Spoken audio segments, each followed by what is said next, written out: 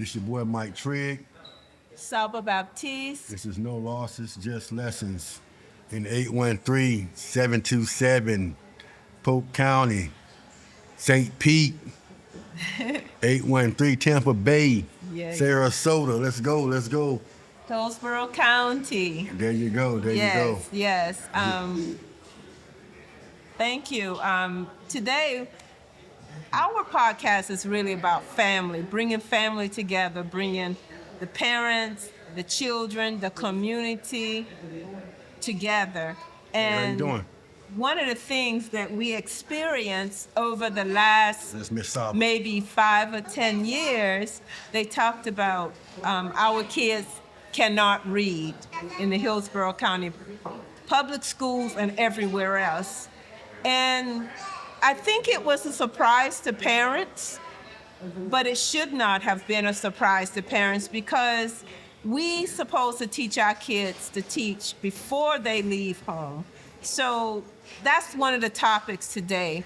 Why do we engage with our kids on a level of getting them prepared for literacy, for reading, and once they go to school, what do we expect from that? What you think about that, Mike? I think you're spot on. Excuse me. I gotta go over there. If y'all want to do that, that's fine. Just go on that side right there. Or, matter of fact, you're gonna do that. Go outside or go on that side right there, okay? Okay. Sorry about that. Yeah. No, I think you're spot on. I think that parents are the first teachers, and I never really worried about when it came to my kids. And my kids are grown now, about them taking all our contributions out of the schools and black books out of the schools and stuff like that because we had black books at my house. Mm-hmm. Mm-hmm. And but I'm gonna give you I'm gonna go a step further with it. I think that even, and I'm guilty of this, and you may be guilty of this as well. Mm-hmm. I think about my upbringing. I thought it was so hard. But when I look back on it, when I do a retort, man, it was so necessary. You know, Mike really never really washed dishes at the house because my brother and I washed dishes at 3 years old and 4 years old. And I was just like, I don't want my kid to have a normal childhood. But washing dishes at 3 and 4, it just gave us discipline and responsibility. You know, so if I asked Mike to wash dishes for what, Dad? I don't know that's responsible to get. But you know, it teaches you early on how to be clean cut. You know what I'm saying? Because that kitchen has to be a certain way because my grandmother, if it wasn't, she would get you back up. You understand? So all the parents out there, get past all your hardships that you may thought you have had because they're going to become great benefits for you in the long run in your life. And put some of those things into your children. If I had to do it all over again right now, Mike would have so many more chores. You know, and it's just like you say, not only are we the first teachers, but we are the first learners of everything. You know, a clean house, how to prepare a proper meal. All that's got to be done, and we dropping the ball. We dropped the ball because we ate out all the time at my house, ate the Kobe's. You know, and the reason why we went to Kobe's because they had all the choices, different proteins, mm-hmm. complex carbohydrates in the pasta, salads. Mm-hmm. So you couldn't go wrong. So you get the nutrition that you need to perform and play sports. But just, you know. So you said early on that it could have been that way for me, and I have to agree. I think it's not, one day I think about, man, if I had taught him this, or just wash the dishes, just take out the trash, you know, things that should be automatic. Right. You know, but I realized I didn't instill that in him, or his dad didn't instill that in him. So he see it as, yes, excellent education, did all of that, all the trials and tribulations and the knowledge we put in him, but it's a hit and miss with everything else. Right. So, and what you're saying is Mike's National Honor Society graduate, 4 or 5 star basketball and football athlete. But, you know, it wasn't the fact that if I told him to take the trash out, See, when my grandma told me to take the trash out, it had to be done with urgency. If she called one of my cousins or myself and we didn't get there, was out of breath, she gonna pop us. She'll pop you. When I call you, get here right now. So I learned because she popped me one time. I'm like, Grandma, when I called you, get here. So when next time she called me, yes, ma'am, Grandma. You know what I'm saying? And that's what it had to be. So, like, you tell your kids to do something, they're gonna do things. They'll do it, but at their leisure. At their leisure. And boy, that's disrespectful to the way I was raised. Oh. You understand? No, hey, take the trash out. Oh yeah, I'm playing the game, Dad. My grandma would probably take the game and throw it in the trash. Take the trash out now. And she wouldn't be wrong. Right. Right. But we dropped the ball. Right. Yeah. You know, but we so quick to say, yeah. Oh, these some different kids today. This generation of kids. Yeah, It wasn't the kids. It was us. It's our discipline level. It was the weak parents because we thought we had it so rough, and we were more educated than our parents, so we had more of a monetary gain than our parents. So we gave them a better life. So we thought, but we really didn't. Well, we did. You know, we did. We did give them a better life in understanding their vision. They can go as high as they want to go. But what we taught, we forgot to teach them is the building blocks to all of that. We forgot to teach them all the things that come below that, you know? Right. And so when we look at it now, I mean, yes, to your point, if you say, oh, take out the trash, it might get taken out that day, but you really mean take it out now. Right. Right. And so we did drop the ball because we saw something different. We wanted our kids to be what we consider higher up, treated. And this is the first generation where our kids are, you know, privileged. Our kids are, this is the first generation. Our kids are very privileged. They believe that, you know, nothing should stop them if they do what they're supposed to do, you know? Right. And, but there is a gap in there from the home to that highness and that privileged lifestyle. We should have taught some things below that. Yeah, in a two-parent household, it has to be a balance there. You know what I'm saying? Yes. Like, it has to be, like the mom tell the kids, hey, wash the dishes. Especially the boys. Boys tend to take the trash out, girls wash the dishes. I remember we had weeks. My week in the kitchen, you know. And if I didn't have a father figure to get on me, but my mom and my grandparents, my grandmother, they were enough. That's enough. You know what I'm saying? But but I believe it's that dad coming there. Hey, did your mama tell you to do this? Why is it not done? Yeah. You know what I'm saying? And they're gonna stop when that tone is elevated. That's right. In my house with That's Mike, right. he knew. No, I gotta do this right now. That's right. You know, but you don't want to elevate your tone. You just say, hey man, take the trash out. You know, supposed to know take the trash out, stuff like that. You know, so. I mean, and it's true, when there's a balance. I remember saying the same exact thing to my son, but when his dad said it become an urgency.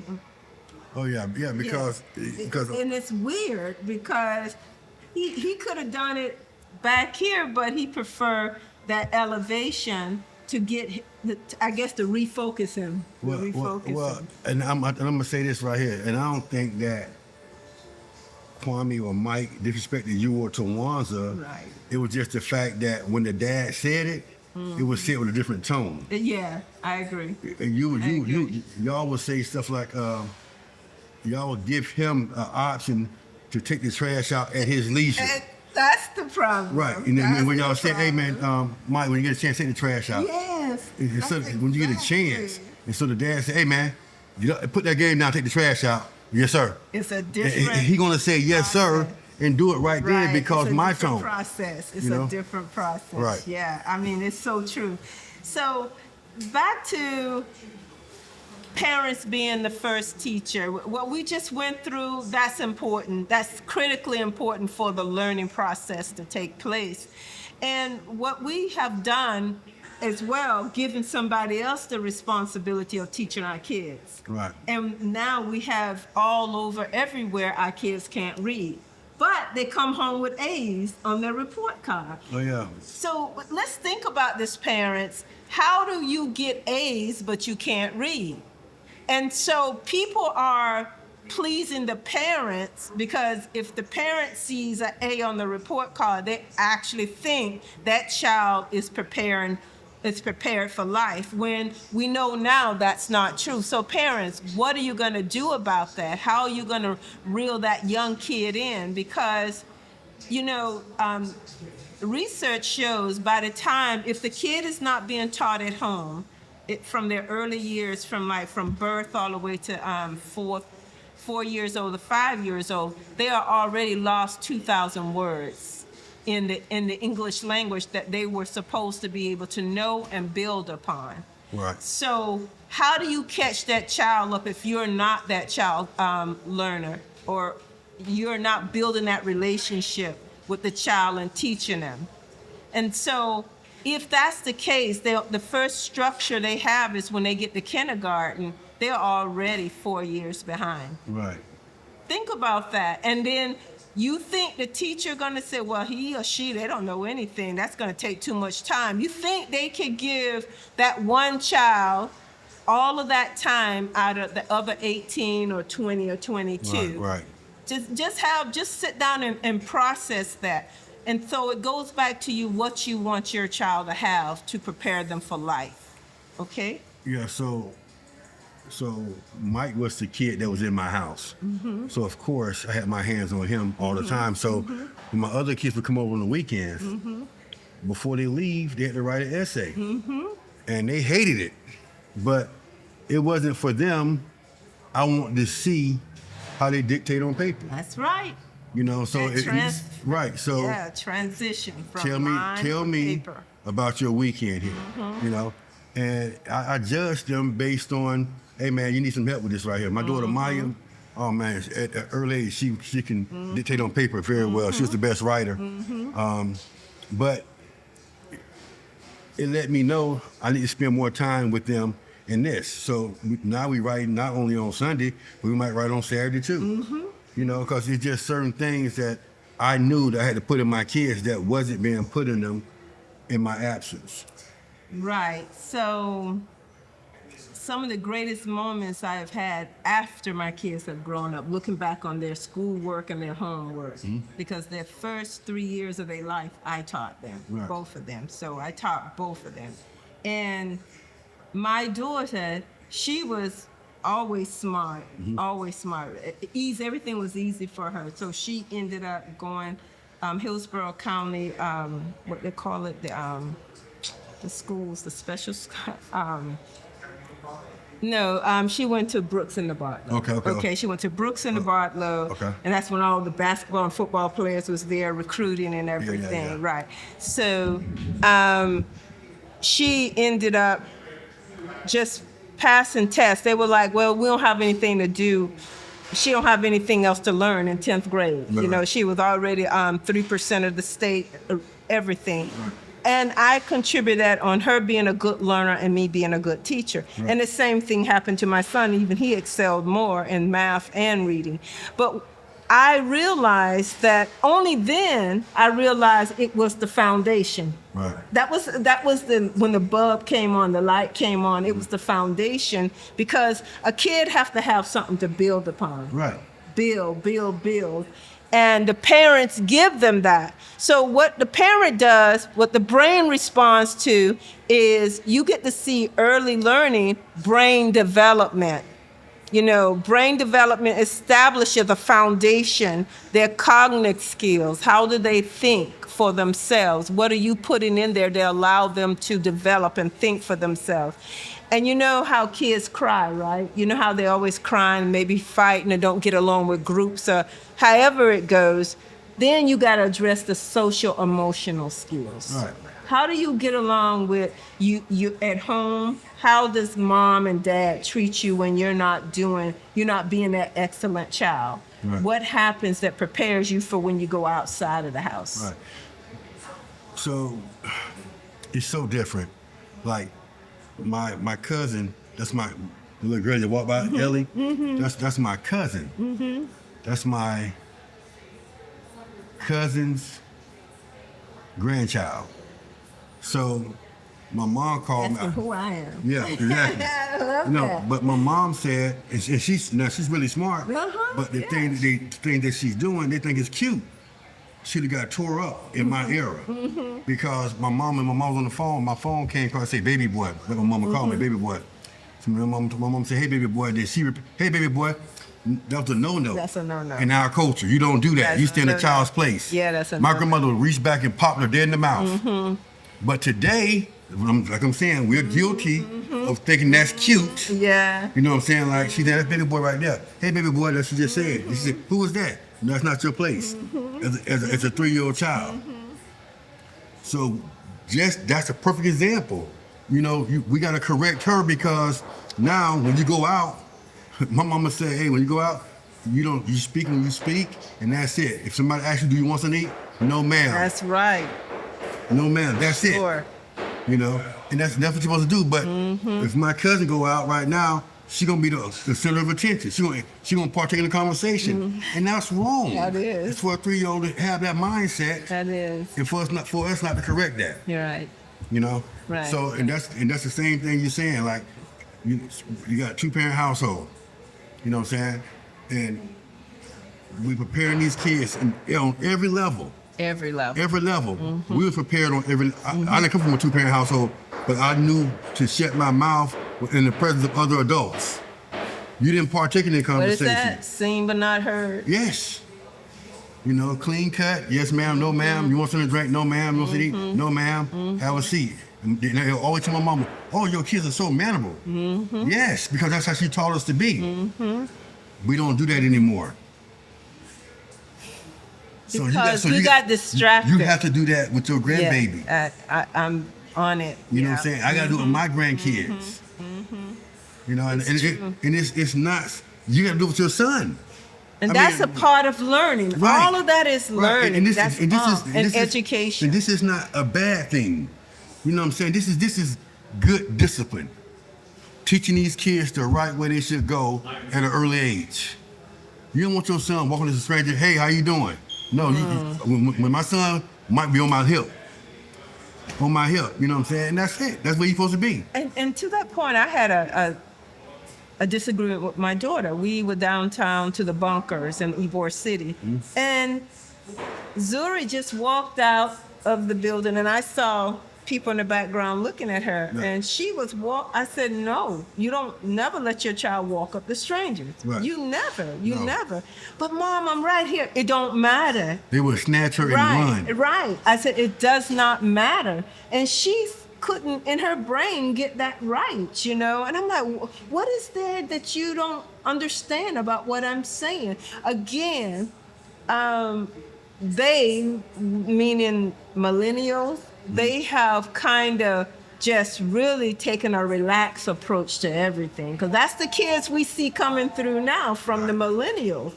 And now, you know, in the public school, they're not teaching, but you can get a sex change. So if you got lax parents at home, they might agree to that. They don't have to be at home. They can be Dwayne Wade. That's the first came to my mind. So your child leave home as a boy and get to school, and somebody told him you should be a girl. And all of a sudden, he gets to hide it from his parents while he does a gender change. And you never know. So, and nobody thought that was wrong. Wow. So that's what happens. So like, and this may sound crazy to you, boo. Like, we didn't have rights as kids. We did what we was told to do. And if you didn't, you got your butt whooped. That's the bottom line. Like, you know, and our counterparts, you hear all these comedians say, hey man, hey bro, your mom's wrong, man. She gotta respect your space. You know what I'm saying? No, man.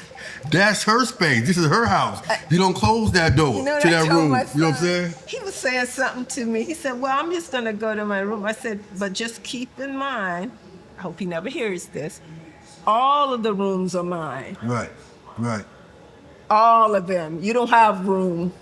All of them. So this was our thing with Mike. My thing with Mike was, he didn't understand what parenting looked like because he had such a great life, a privileged life. Right. He thought that he can be disrespectful and keep his phone. Oh, me, y'all gonna take my stuff. You buy stuff and take it back. It's called parenting, Mike. That's a privilege. You don't need it. That's not a necessity. Necessity of food, clothing, and shelter. That's it. That sounds like me. Yeah. I said to my son one day about his phone. He says, 2 months have gone by. Can I have my phone back? He was just started high school. Right. I didn't even know where it was. I had lost it. Wow. Wow. I said, you know what? All of this is privilege. Right. I take you and pick you up, so I know where you are. So why do you need a phone? Right. It's all privilege, and I can take it. And so once he understood that, I never had a problem again. Right. Never had a problem. And so you have to mean what you say to kids as well. And, sometimes I say things to my kids because I want them to know that you're going to have kids one day. Right. You're going to have kids. I want to share this with you. So my goddaughter, Coke, I said, Shonda, did you take Coke's phone at night? And she wasn't taking the phone at night. I said, that's the problem. I said, Mike, as a senior, his phone to be on the counter. That's what it had to be. Couldn't bring it to the dinner table. Right. And at night, I got to see it on the stand. So Coke said to me. That's it. So Coke said she wants to take algebra this summer because she wants to be in geometry as a freshman. So I said, okay. So we called a guy. So I talked to Yolanda Driscoll. She's a math head at Blake. She said, well, if she wants to do that, she needs to take it right now. She needs to get in it right now so she can finish it before the summer's over. Exactly. That's the worst time. But just imagine a kid saying she want to take this because, so we called, so when Yolanda told us that, we called a guidance counselor, and the guidance counselor said, well, I don't think that's a good idea because kids tend to forget, and if she take those classes, she won't have a class her senior year, math class her senior year. I say, that's not, that don't. And but she had to take a test to get out, and I don't think she retained that stuff because they forget a lot of stuff. And only thing I can think of, if her pigmentation was different, she would encourage it. Oh, and I'll say another. You know what I'm saying? Because I got a headache behind that because I told her, just what I told the counselor, I said, okay, well, I tell you what, we still want her to take it, but I'm going to talk to Coke today when I pick her up, and we'll call you back tomorrow. She calls Coke down and place a doubt in her head that she can do it. Well, I don't think it's a good idea. I don't think you're going to be able to pass. So when I picked Coke up, she was like, well, I don't really know. You know what I'm saying? So here's the thing. I was so upset, bro. Two things. But let me just go. That's the thing. See, we'll never have equality with stuff like that. And it comes from our people sometimes. But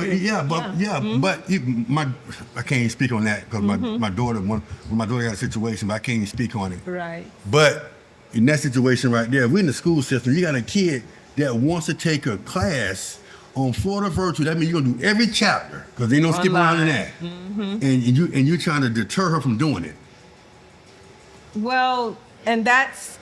I'll tell you a brief story that happened to my son. My son he was taking Trigg when he was in the 10th grade. He finished all of those top level maths. Right. And he said, I want to go to the universities, whichever one. And do you know, when we had qualified, he qualified for Bright Futures. And the guidance counselor sent the wrong social security number up there. He got knocked off the list. And you know what I did? I went straight up there, and my son got put back on that list because there are people there. Right. Yeah. The gatekeepers are out there, and they look like us in most cases. So we have to be forthright because the parent is the most powerful tool the child has, and the parent. And another thing, taking courses in the summer, you don't necessarily have them as much support. Always take it during the regular year. So the thing about that, I had already got her a tutor already because I know she never had the proper support. So I knew, because I knew it's going to be a challenge for her, but we're going to win. That's the thing, like when you got those parents that understand the importance of education and understand how this how they become a mover and shaker. That's a problem for the school district. Yes, That's a problem. So like even at Mike, he went to private school, but they didn't want to see me at school every day. They didn't want to see me at practice every day. I got a friend, Moses Allen. He's a doctor. You know what I'm saying? Him and his wife, they're pharmacists, and they do very well. They go. Their sons go to Carewood Day, and his son said, "Man, my dad up here more than I am." I said, "So you have a problem?" I said, "So let me ask you a question. Do you want your dad up here?" Or you must not rather, you want to be from a single parent household where you can't even afford to go to Carewood Day. You can't drive a Tesla. You got a Central, you know what I'm saying? The air don't work, you know what I'm saying? You got all these benefits and luxuries, and your dad is paying out of pocket, and you have a problem with him coming up here being the face for you. You know, I'm just like, come on, man. No. But my son was the same way. You know, because I was there. My daughter too. You know what I'm saying? Because I was there, man, because son, in Carewood, there's a great place. That's a place where I've never had an issue. But Sefner, it was a good school, but I had some issues there. So I just, you know, I want to be there. I got to show up. And you know, the thing that probably deters the process is that we have high expectations for our kids.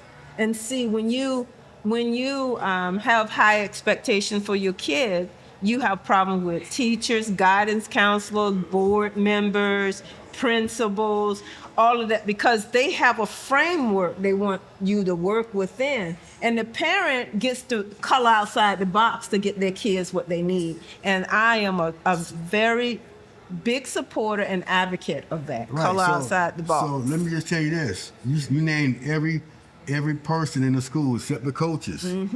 Coaches have a problem with a strong parent that has played the sports and know what it takes to get your kids to the. So when we got the Sefner Christian, Coach Paleo said, hey, look, this is what it is. And Coach Paleo's a great coach. He is the best team builder that I've ever met. Right, okay. You know, and he puts his money behind it, and his team is a really good team from that standpoint. But he said, this is small ball. Nobody's going Power 4, Power 5 out of Sefner Christian. You can go to Bethel, schools like that. We're the first team meeting, you know, coming into our freshman year. And Mike like, I'm not going to Bethel. You know what I'm saying? You know what I'm saying? And so we're not going to Bethel. But so before practice, after practice, Mike's out there early. We're working out. Before practice, after practice, he backpedaled Monday through Wednesday, 1,000 yards. You know, he running a little hill. You know, he's not going to Bethel. And when you see that, you know what I'm saying? And that's why Mike, they had the coaches from University of Georgia, South Carolina, University of Florida flying in on a helicopter to see my son. You know, or they coming to the basketball game to see my son. You know, because my expectations for my son was up here. And my job is to make sure I give him every resource to reach him. So now I'm gonna tell you about expectations. When they're age appropriate, you have to set the expectation for them. Exactly. Mike's 23 now. He gotta have his own expectations. Exactly. Because my expectations may be too high. You know what I'm saying? He hasn't set his own. You know, but when they're age appropriate, you set the expectation, and you got to give them every resource to be successful. I agree. Yes, I agree with that. And I did that. And so like people think that, you know, Mike's been in all Power 5 schools, Power 4 schools, and that's not normal. Because you leave the first Power 4 school, you may get to another one. After that, you tend to go down. He still was going up. You know, and great talent, great work ethic, but it's already written by God.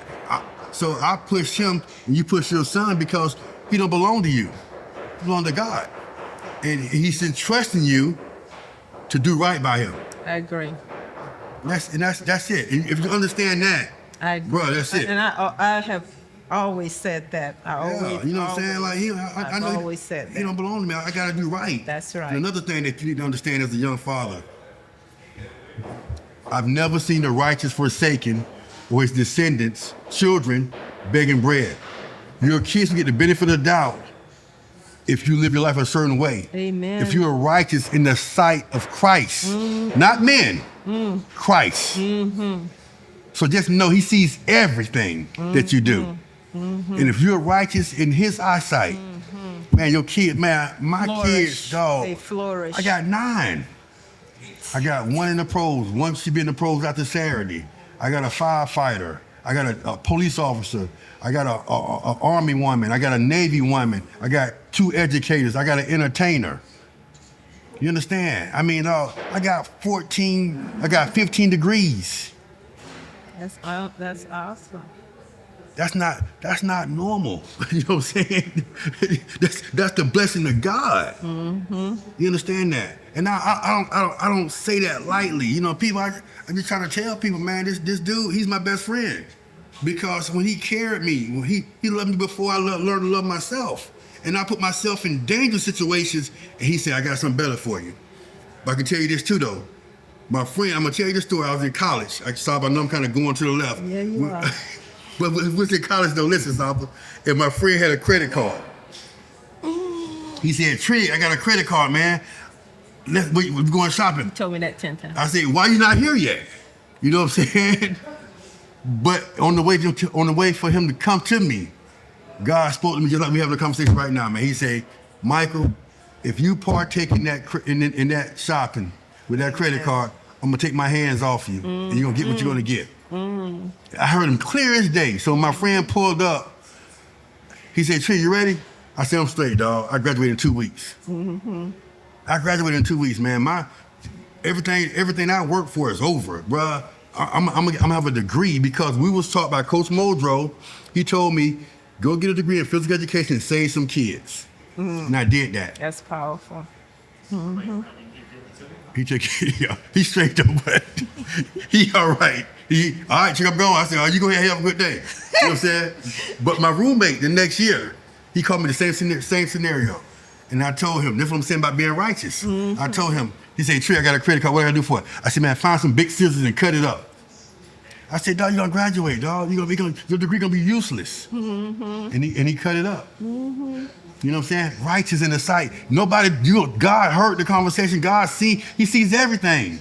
But if I had told him, oh yeah, you go over here and do this right here, go give me some too, dog. Maybe my kids would be blessed the way they are. Right. Powerful. That was great to share. Really, it was. I mean, that was great. I got to go. I'm sorry. My bad. I know. No, it's good.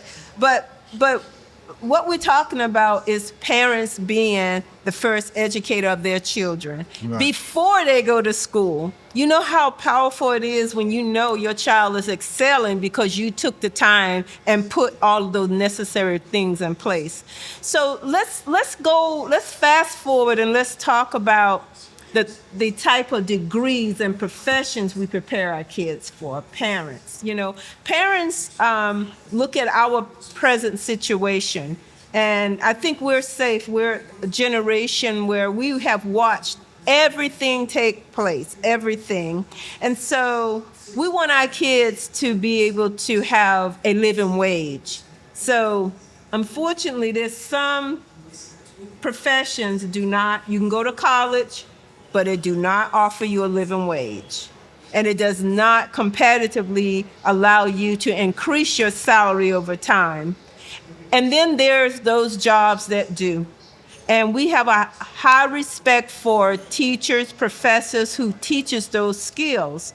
But we have to say that there are a lot more degrees out there that we should pursue if we're interested in making 100,000 to 150 to 160,000. And one of the industries I looked over just to share, and what kind of came to me was Artemis 2, the spaceship that took off on April the 1st and came back on the 9th or the 10th.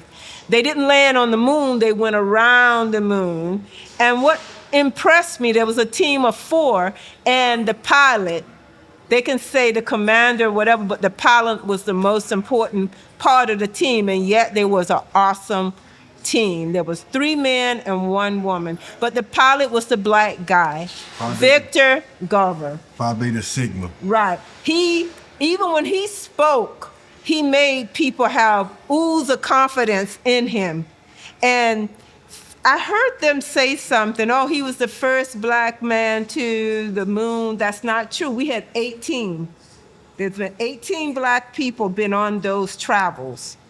Now, they may not have been pilots, but we have participated 100% in all of this advanced technology and scientists. And those types of jobs we should be looking at closely. And one of the things that you can do for your kids is take them on important field trips.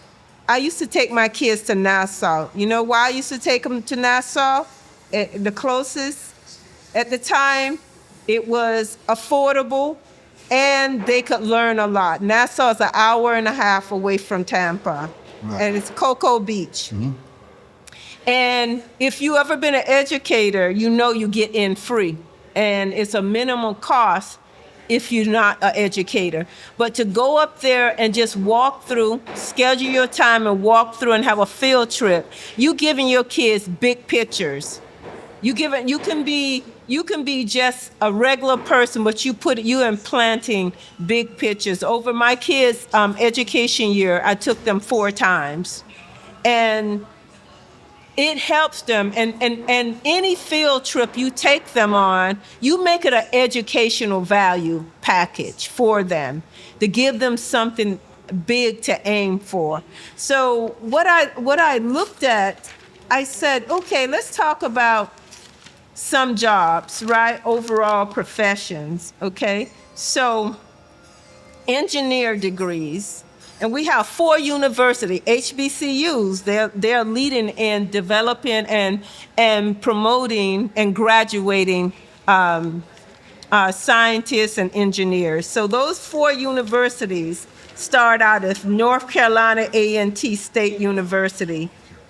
That's number 1. Number 2 is Florida A&M University, Howard University, Prairie View A&M University, and Morgan State University. They turn out the predominantly categories of engineers in mechanical, 2.4, industrial, 4.7, electrical, 3.8, chemical, 2.0.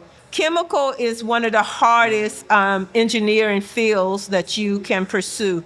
And then aerospace, 3.4.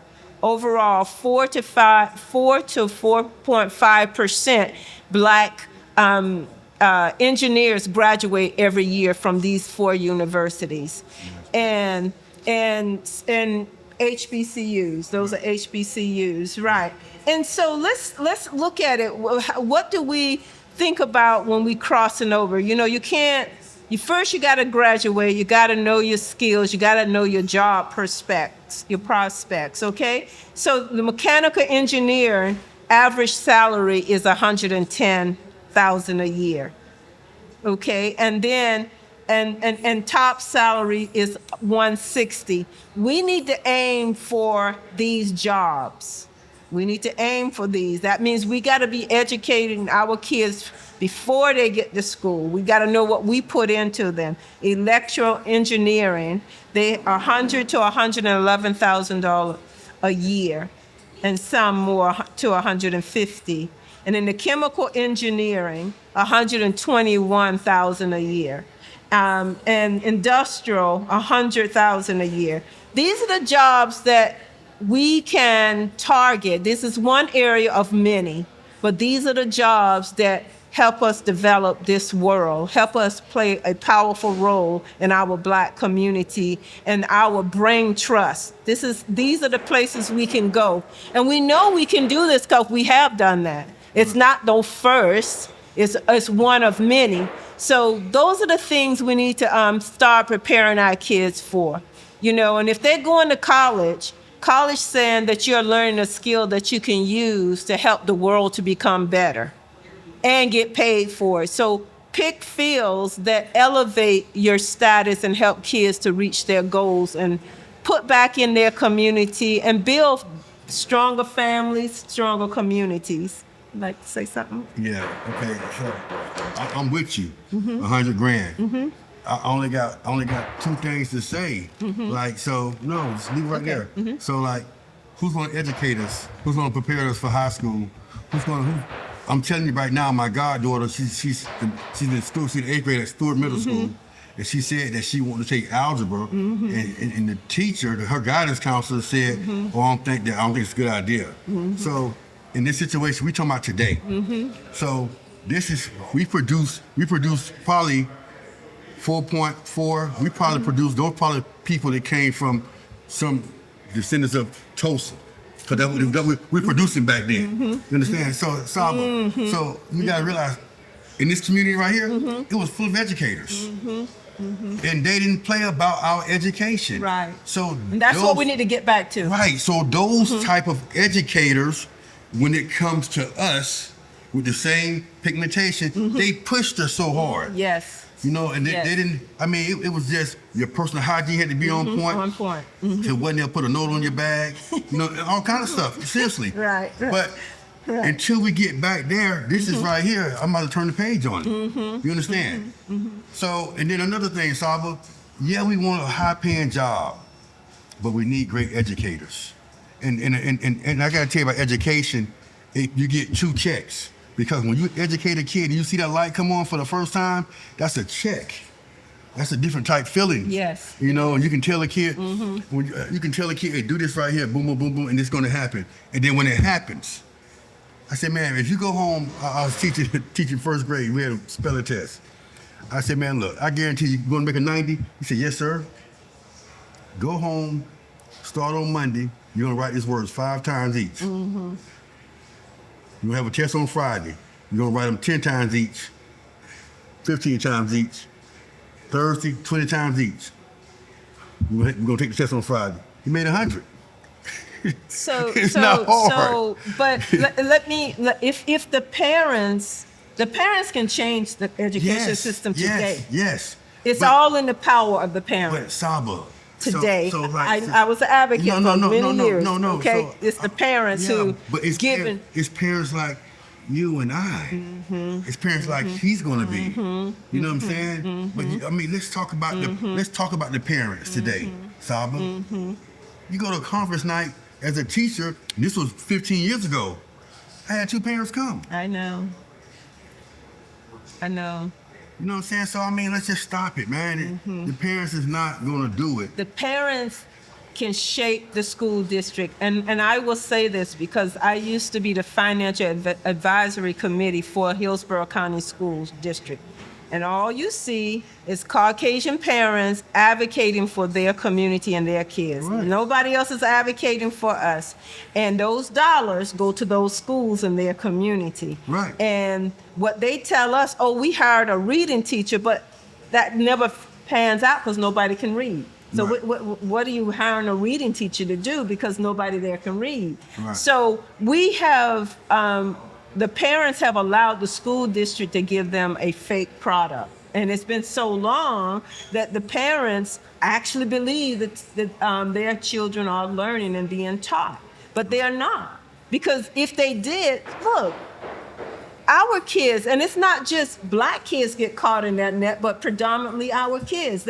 Because they find our parents so easy to take things away and they never pay attention to it. We find our parents are not the ones that say, I want my kid to have algebra 2 now. I don't care what you got to do, that's what I need. Because they would never tell a Caucasian that they don't have the class. Right. And that's why, but when you accept those things, when you accept it and you walk away, then they get to give it to somebody else that they want to give it to. And I saw, they couldn't even pronounce my son's name correct at his graduation and a host, a lot of names. So I know educators would never have done that. They would have practiced that list until they got every name correct. Right. So we have people that's in jobs without the best interests of our kid, and they get promoted to principal, to region, district,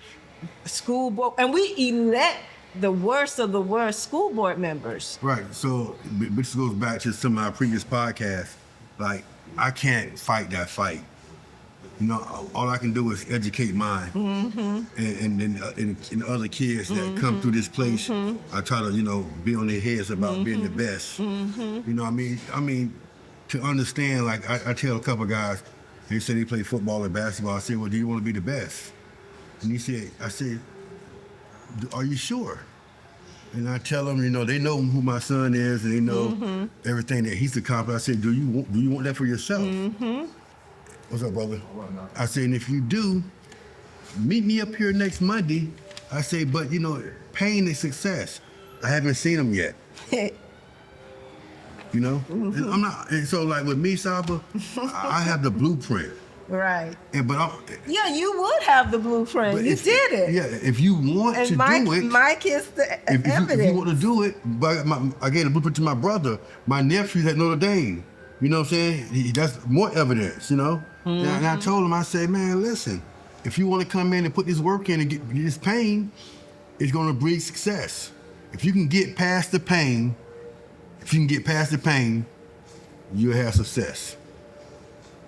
It ain't gonna last always. You're gonna build up some endurance, and you're gonna be so much better than everybody else, because nobody want that pain. But they want the gratification that comes from pain. And that's the truth. They want a superficial outcome. But that's how society trained them now. Because inequality said you can win without doing anything. You can be a certain person in a certain group. So when our kids see that happening, they think that's for them too. Right. They do. They think that's for them. I'm gonna tell you something, and this is honest God truth. Mike has a schedule right now, right? I get a schedule. He works out in the morning. He got PT, then he has his route running, and he's done by 12 every day. But Rita Anthony, legendary Gator, All-American football player, played for the Bucks first round, receiver coach here. Mike probably with him right now. So when I pull up on that, I see his schedule I got the schedule come to my phone. When I see it and he out there getting that extra work in, I know I did right. That's right. Because that I planted that foundation. That's right. And he understands. And you know, you can probably follow Mike right now. There's a lot of buzz, people saying this, people saying that. Oh, he got character issues, he got this, he got that. Give him opportunity. He'll probably be Rookie of the Year next year. If he falls in the right situation, he'll probably be Rookie of the Year. He's that dude, and he's a great teammate.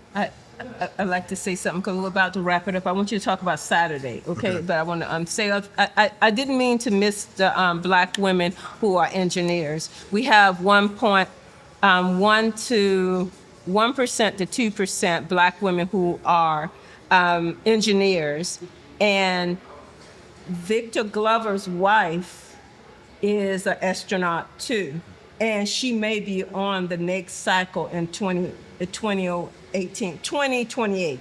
She might be going to the moon, actually going. She's one of those ones that have been tagged, right. And we'll watch that. But that field is wide open for our young Black women to pursue this field, and you can pursue it.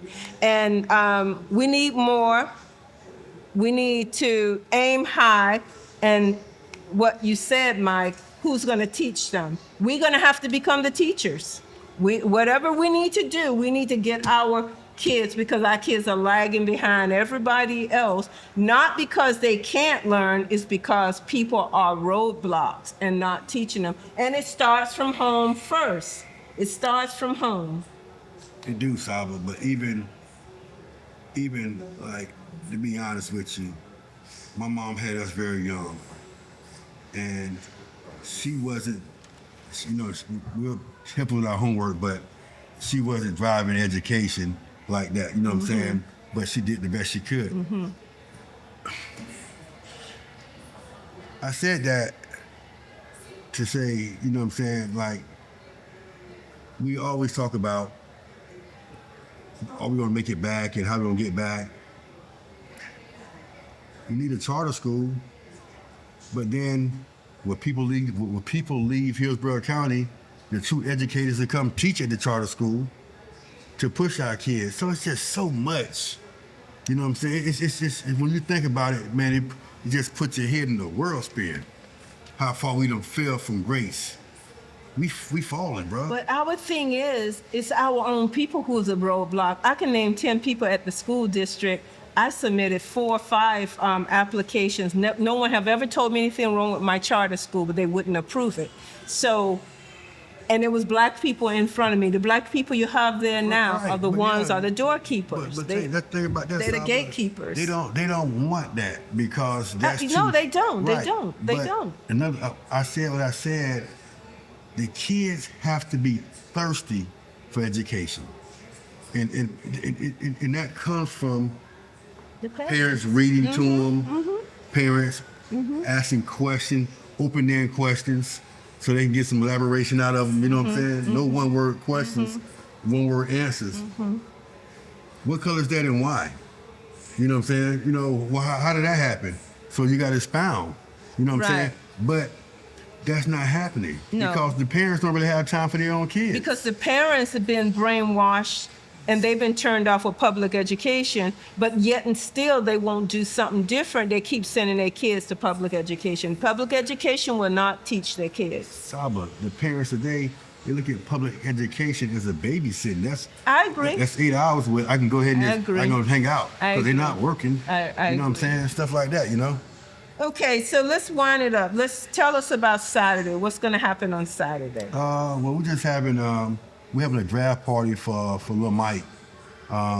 He should be drafted into the NFL, and the theme is of the draft party, the journey to his dream. And we're gonna be wearing different jerseys because Mike went to 3 schools. He went to USC, Ole Miss, and Baylor, and he had success at all 3, but he really took off at Baylor. And you know, even some reporters right now, I gotta put this out there too. When they break that down, they say, "Well, he left USC." Boom, boom, boom. I mean, but they'll put stuff out there with no facts. They never had to have facts. Exactly, and they spray your kids. So I had to address this one guy. I said, "Man, I say if I don't have a problem with you speaking on my child if you're speaking the truth." We left USC because they fired Clay Helton 6 games into their freshman year. But we would have stayed, but they brought the coach from Oklahoma, Lincoln Riley, who came to our house in Tampa and recruited Mike as a defensive end. He didn't offer Mike as a tight end. So we felt that if he came to USC while Mike was there, he was going to switch his position. Mike didn't want to play defense in college. Is that not a valid reason to leave? It is. But you got to be careful and you got to be strong enough to make decisions that's best for your son. That's it. It don't really matter. Because the end goal for our son is to go where he's going to get on, where he's going to be selected Saturday or Friday. The dream, you know what I'm saying? We planned it out. I planned this life out at 4 years old. You know, so that's what it is. So we'll have a draft party here, man. It's going to be a great time. Community going to come out. Yeah, we're closing down the restaurant. We're having some barbecue. Got my guys frying fish. Got a couple bartenders. Cars, DJ, 12 to 5, man, gonna be a good time. Lord willing. Saturday, the 25th. Yeah. Very good. Sure. So I hope parents are listening, and we care about all children, but we got to focus on the Black American kids because we have not been able to advance in 50 years. There's tons of reports out there. It's not me saying it. Tons of research out there. And we need to change our game. We need to focus, go back to parenting, go back to being a child first teacher, and, you know, set those high expectations and give them the resources they need and watch them fly, watch them excel. So next week, next time, we're here. We're going to talk about some books, some educational books that inexpensive, and sometimes you can even get them free. You can go to the libraries and get material free. But you need to build a library at home and use that library, sit next to that kid and teach them. I believe that's the way you show love to your children. And discipline, the proper discipline, and value system. You get to instill your great values, hopefully they're great, into your kids so that they can be successful when they go out to continued education journey. And piggybacking off what Saba said, hope you guys look at the podcast, but I want some application. I want you to apply this stuff, man. We putting this stuff out there. Saba does a lot of research. Every time we have this podcast, she comes with factual numbers and data for you guys. And now it's time to just kind of like, let's run the play. Let's put it together, man, because it's going to make us a better community. And it's going to make your family stronger. That's what it's about, building stronger families and communities together. So until next time, pow. Thank you.